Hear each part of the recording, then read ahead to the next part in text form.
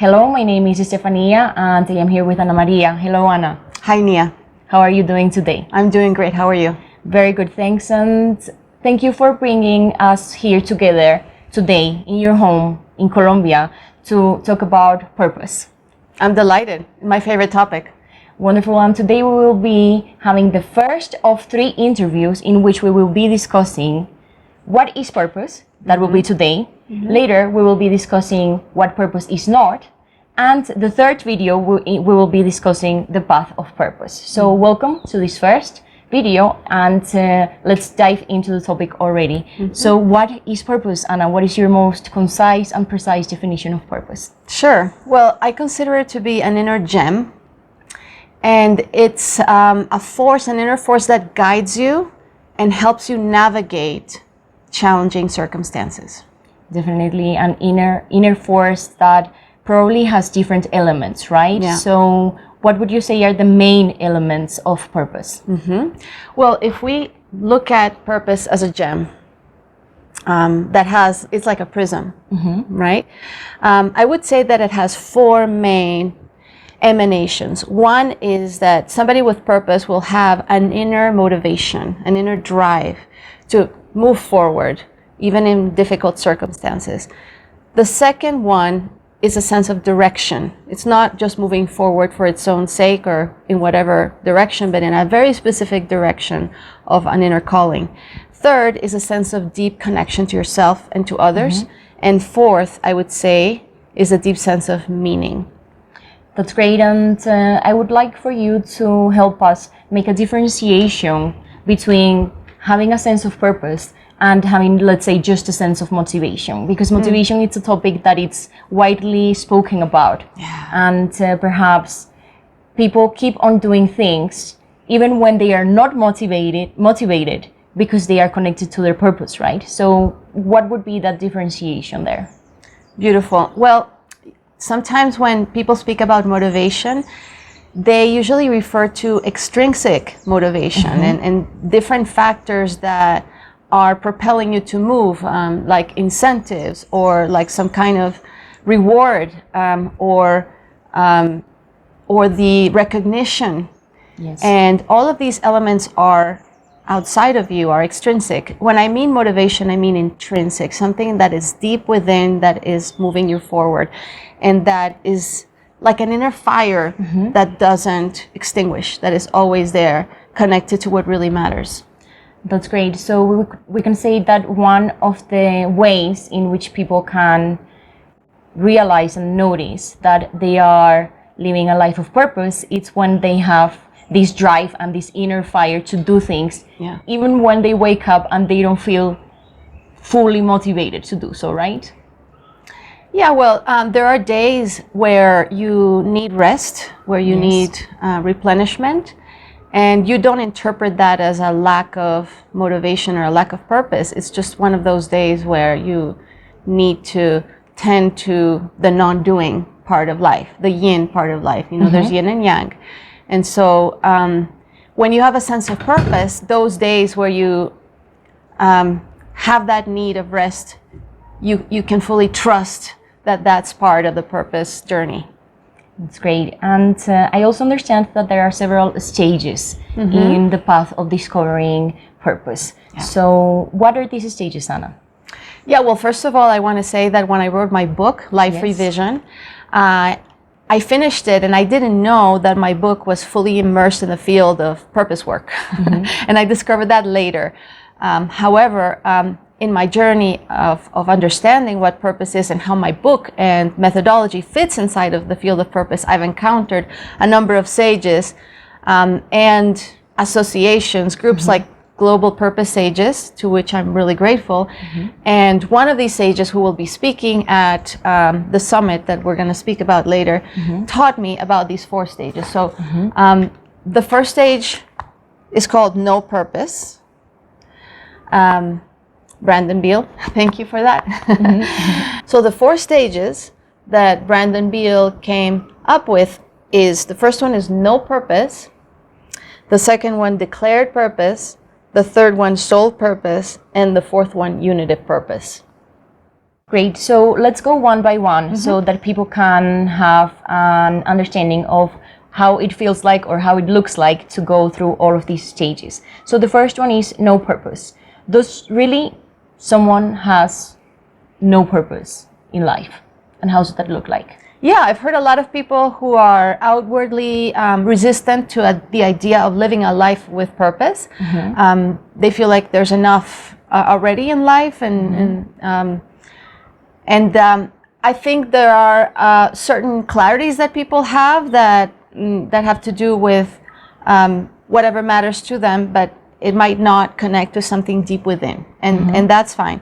And there's also people who are following a set of steps in life that give them a sense of satisfaction, a sense of success, a sense of fitting into a group of people, and that seems like enough. Yes, I like a word here that is contentment, right? Yeah. A sense of contentment. And that is a life well lived, let's say, and still a life with no purpose in a way, or in the stage of no purpose. So what makes a person go from the first stage of no purpose to the second stage of declared purpose? Well, I think for most people, there's something missing. Something starts to feel like an inner void. And that can be connected to what we mentioned earlier. Maybe there's a sense of motivation missing. I don't have that fire I had before. Perhaps because I had a big disruption in my life, a big crisis, and now I don't feel a drive to move forward. So that's missing. Maybe a sense of direction is missing. I don't know where I'm going. I'm just drifting. And so what am I really building and going towards, and what kind of legacy do I want to leave behind? Maybe we start to feel like we're not fully connected, like it's not deep enough. The conversations are not deep enough. The way I'm living life feels hollow. And so that starts to be a problem for us. And then finally, very connected to that sense of connection is a sense of meaning, and that's painful when we feel like what we're doing is meaningless. Yes. We're repeating things over and over, or we're doing something. Yes, we get the rewards. Yes, we have success. Yes, we have recognition, etc. But it doesn't really fulfill us, and it's not meaningful. We don't feel like we're contributing to something larger. Yes, and then that's when something awakens, and people go to that stage of a declared purpose. What is that stage? Yeah, well, it's a stage where you go through a series of steps, and many schools of purpose, including mine, we have a methodology of self-knowledge, getting to know yourself, asking a lot of questions to get to understand who you are uniquely. And with that set of steps, eventually you do write a purpose statement. In our case, we write a vision statement, a mission statement, and it's much later that we write the purpose statement. But you start with declaring, writing out, and saying, this is what I'm up to. And it's a really important step. That's wonderful. And maybe many people would say, all right, so once I have declared my purpose, that's it, right? Like now I'm fully connected to the purposeful way of living. And yet we have two more stages. So what comes after having declared your purpose? Well, I like to say that when people declare their purpose, they become change agents. Because you have declared that this is what I'm up to, and any kind of vision statement and the way I work with it has the betterment of humanity in it in some way. So it's looking out for the common good. So you become a change agent. However, there's always the risk that you write a beautiful purpose statement and then you leave it lying somewhere and you forget about it, and you don't actually live into that statement. So that's the real risk. And for me, it really takes community. It takes a support system and a set of conditions for you to really live into that. And that could be your whole life. So need to go further. However, in my understanding now of purpose, it can go deeper than that. And that is when it becomes the sole purpose. Yeah.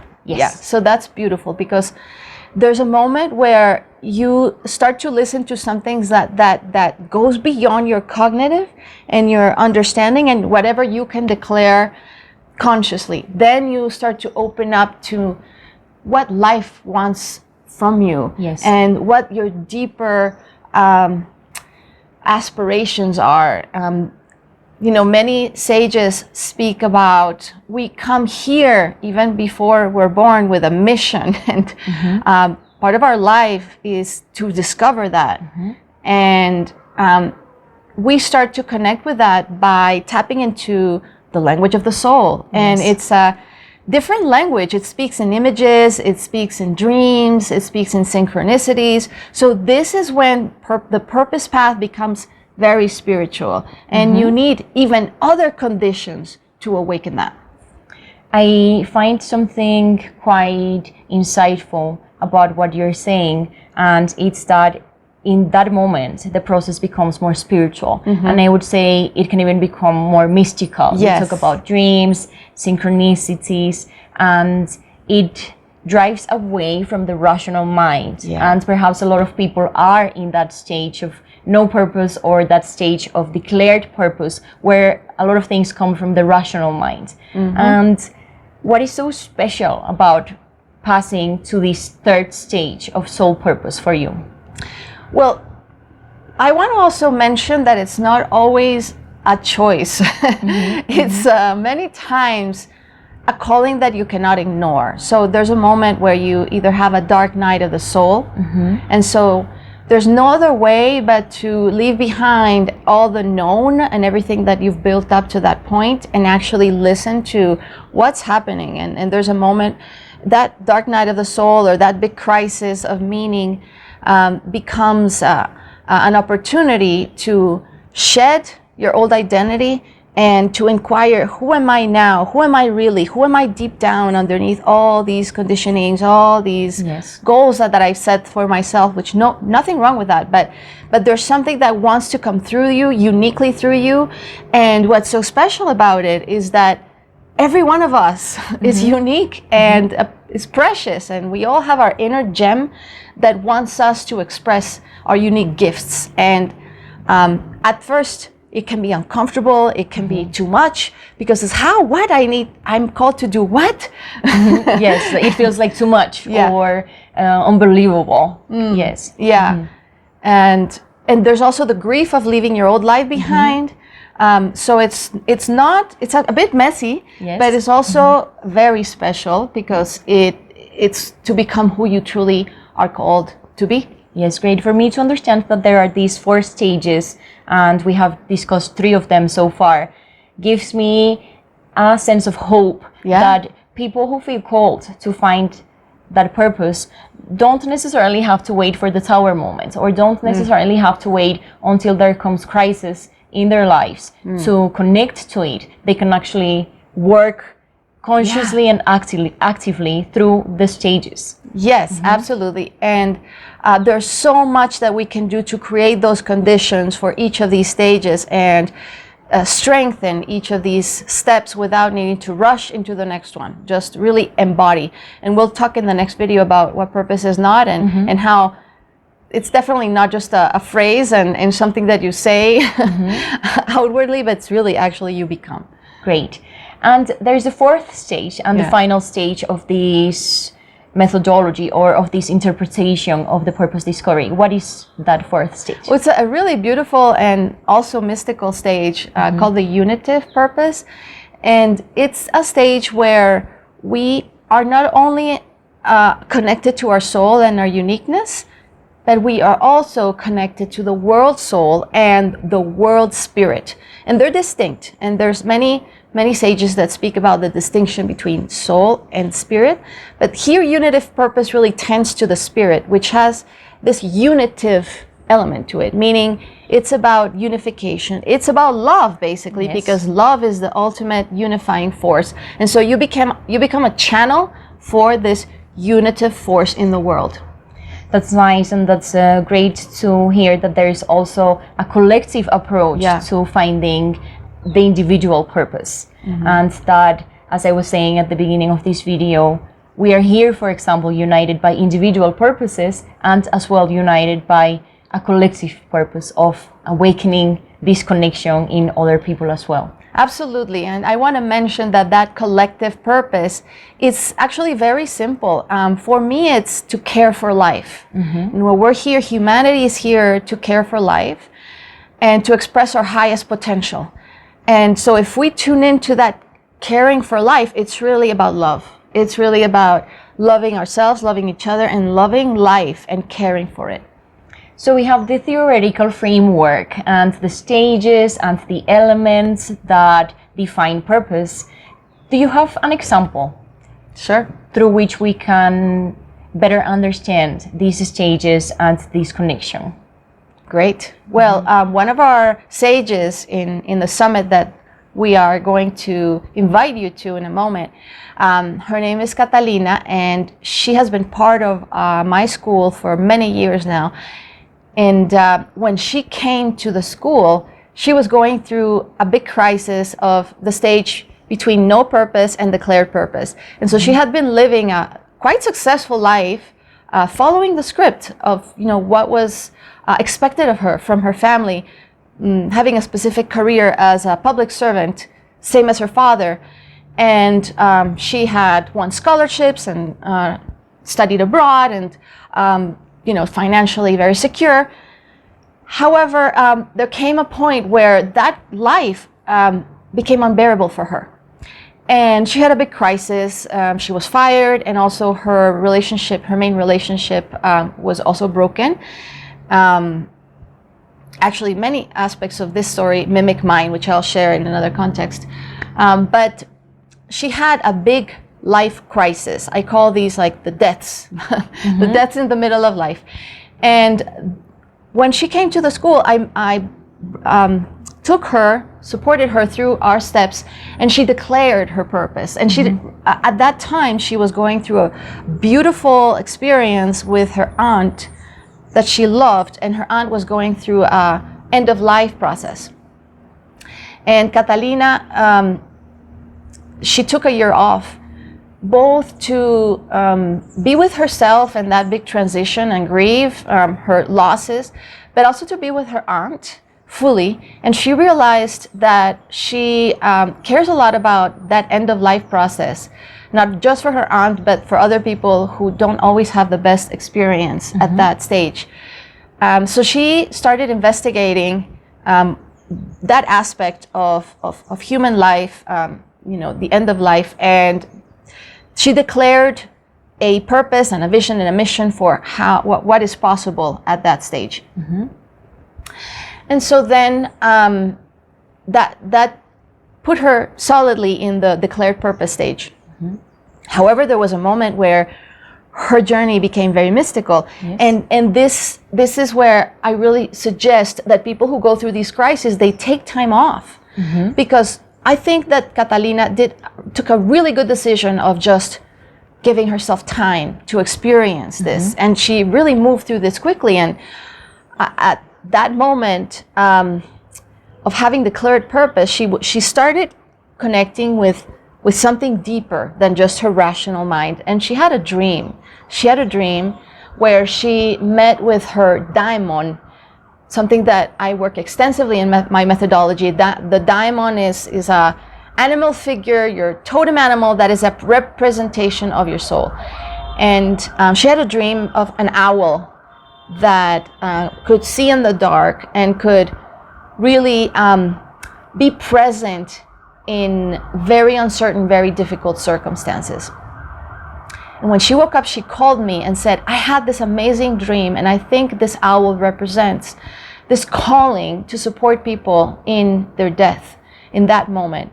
And it's something that I just have to do. I just feel so called. And I'm scared, she said. Of course. And it was a dream in the sleeping state, like again, the mystical aspect of it became part of her process. And of course, she became scared. And also excited. She said, I'm scared, but I'm also excited. Yes, great. And now she's living a life of purpose dedicated to her calling, right? Yeah, and it's a beautiful life where she can mix and complement her different talents.